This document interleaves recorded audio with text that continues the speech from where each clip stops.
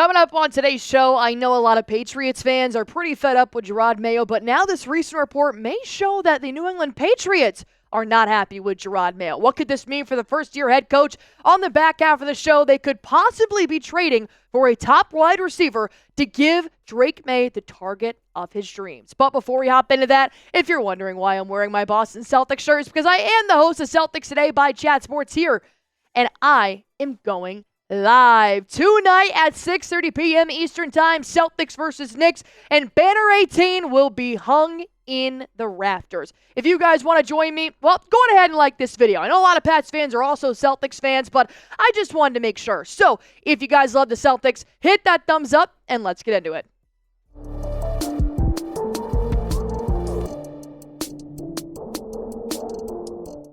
Some people might not be happy with Jerod Mayo after the Greg Hill show kind of came out and gave some inside reports as to maybe Jerod Mayo may not have a job for that much longer. Moments ago, when asked if the organization is concerned about Jerod Mayo, the team noted there were second guesses on Mayo way back in the summertime. And now I'm not, putting words in anybody's mouths or anything, but I feel like those second guesses are definitely getting confirmed now because he is 1-6 as a head coach for the Patriots. But they continued saying while Mayo's return isn't guaranteed, keep that in mind, if the season continues to collapse, many, including Mayo, could be fired. So that's the key, right? I was saying there's no way in hell they're going to fire a first-year coach in the middle of the season. But now, if it keeps plummeting the way that it is, you may have no choice but to give him the boot. And just to get you guys up to date here on Gerard Mayo, knowing that Kraft wanted him so long ago. He knew that Gerard Mayo was always going to be the successor after Bill Belichick. He knew this up to 5 years ago, that Mayo was going to be the head coach for the New England Patriots. But did he know that he was going to have a 1-6 start as a head coach? And I know it's not the best situation for Gerard Mayo to enter into, but you have to play the hand that you've been dealt. He is also the youngest coach in NFL history. He's actually a month younger than Sean McVay. So while I know a lot of you guys give him shit for never having any head coaching experience, I am also on that same wave, he is also young, just like a lot of these rookies are. So the way that the rookies are learning, Gerard Mayo is also learning.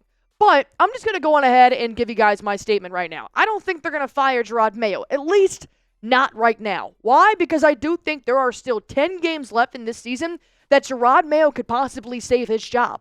And I think that if he just does very few things to make a difference and help out this team, he could actually be a head coach next year for the New England Patriots. And I was thinking, wrapping my head around, like, what are the things I want to see Gerard Mayo do? And I had these thoughts in my head, and then I saw that Ty Law actually put everything I was thinking down on paper, and here's what he had to say about Gerard Mayo and his first-year head coach. Knowing Ty Law means so much to New England Patriots fans.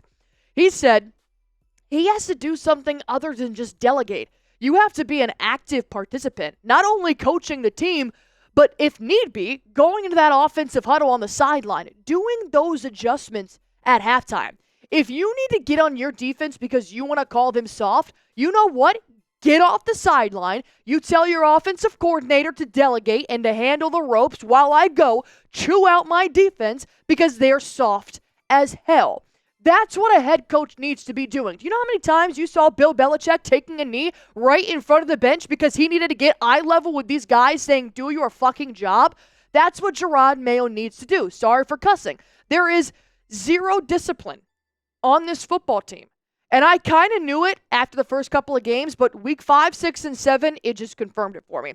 12 penalties, 9 penalties, 7 penalties. You're not even disciplining your team for doing things wrong on the football field. Not to mention, we haven't even talked about the things the players are getting into off the field.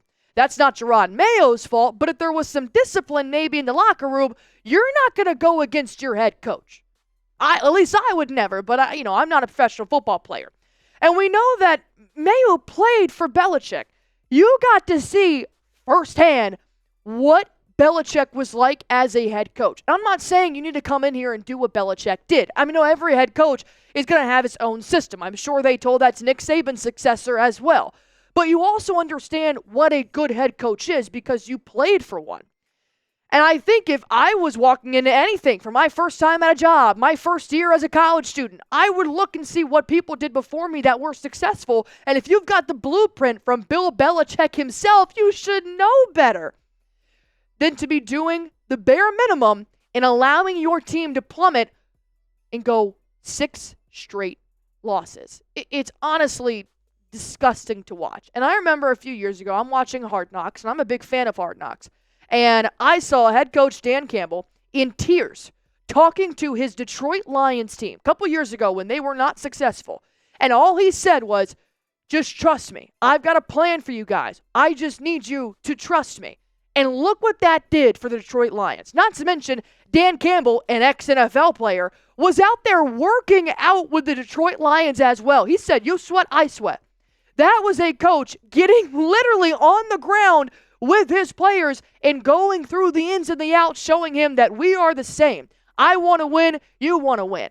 Once again, I know every coach has his different type of coaching style, but I would love to look like the Detroit Lions right now, and I would love to look like a Bill Belichick successful Patriots team right now, and we're neither. We have Gerard Mayo as our head coach, and so far, it's shit. But I will go back to my original statement. I wouldn't fire him in the middle of the season. If you're going to move on from Mayo, I think it should be at the end of the year. But if he doesn't make those tweaks now, it could be sooner. Do you guys think Jerod Mayo has enough time in this season to save his job?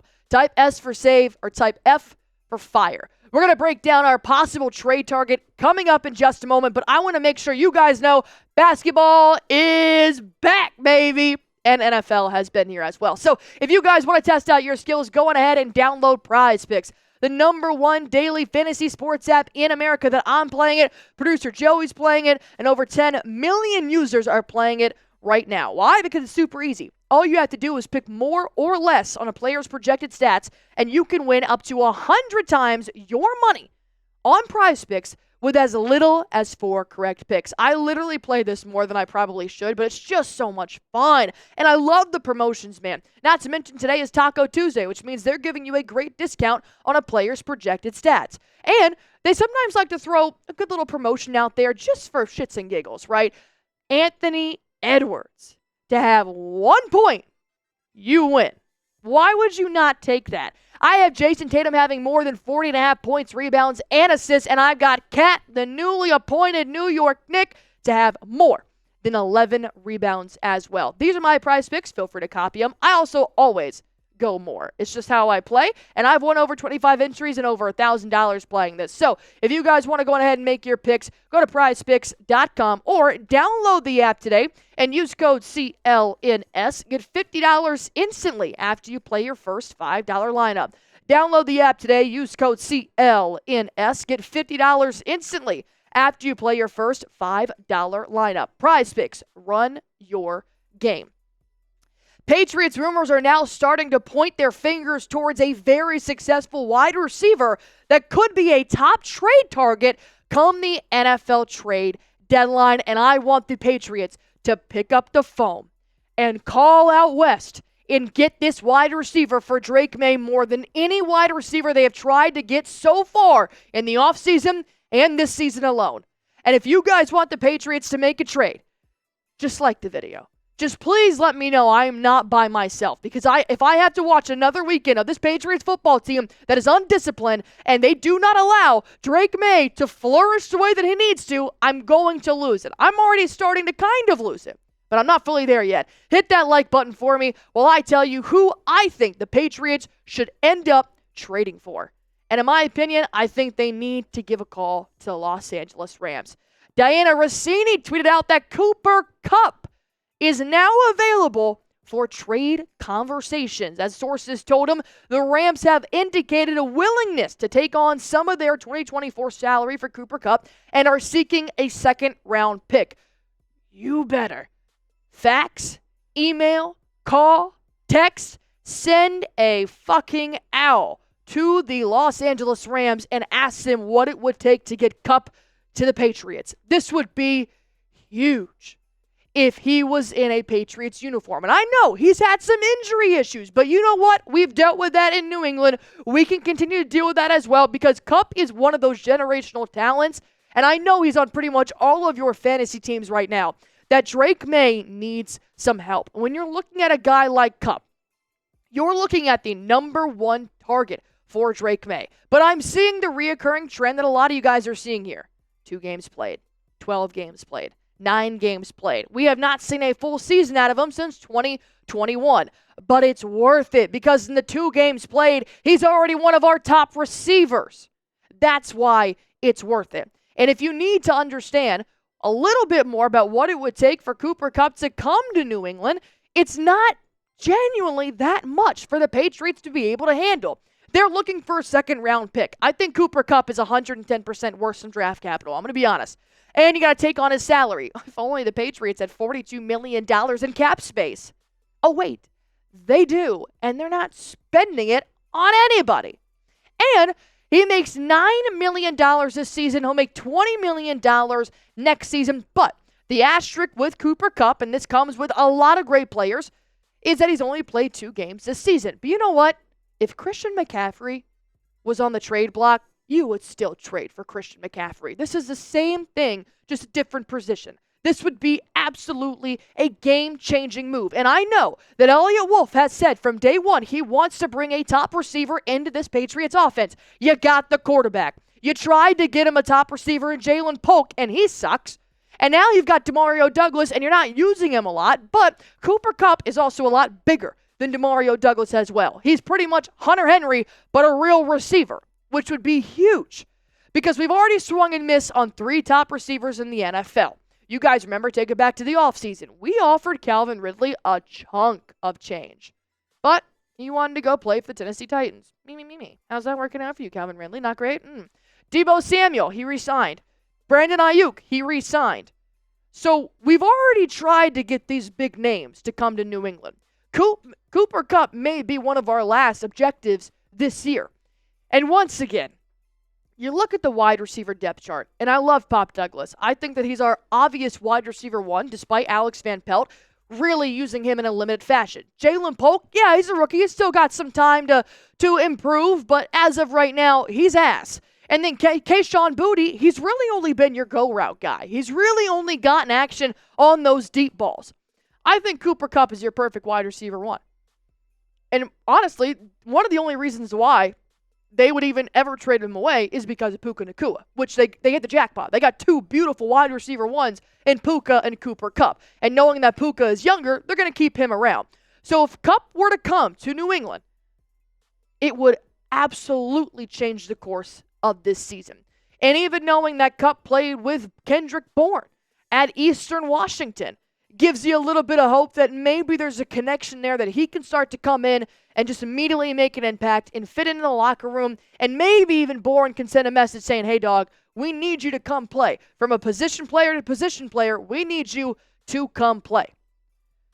Do I think the Patriots do this? No. Do I think they should? Yes, but I'm not the GM, or else this organization will be run very differently. A reason why I do think the Los Angeles Rams may be okay with this is because they're either going to send him to a contender or not send him to a contender. And we all know the Patriots are not contenders this year. And if you give Cooper Kupp to the East Coast, you will have pretty much no reason to even see him in the regular season, which is why I think the Rams may possibly think of the New England Patriots and maybe even pair him with a guy like Drake Maye. Maybe Sean McVay in the front office would like that. Or it's quite opposite. They just don't want to put him with a team that's not going to be successful, and Cooper Kupp doesn't want to go to a team that's not going to be a Super Bowl contender. And I can see that. That's why Brandon Ayuk didn't want to come to New England, is because of the quarterback situation. So my last question here for you guys, which I know will be a resounding yes. Want the Patriots to trade for Cooper Kupp? Hit the thumbs up button. It is that simple to let me know we're on the same page here. And as always, if you guys haven't already, if they fire Gerard Mayo, if they trade for Cooper Kupp, I will talk about it right here on Patriots Today by Chat Sports, so subscribe.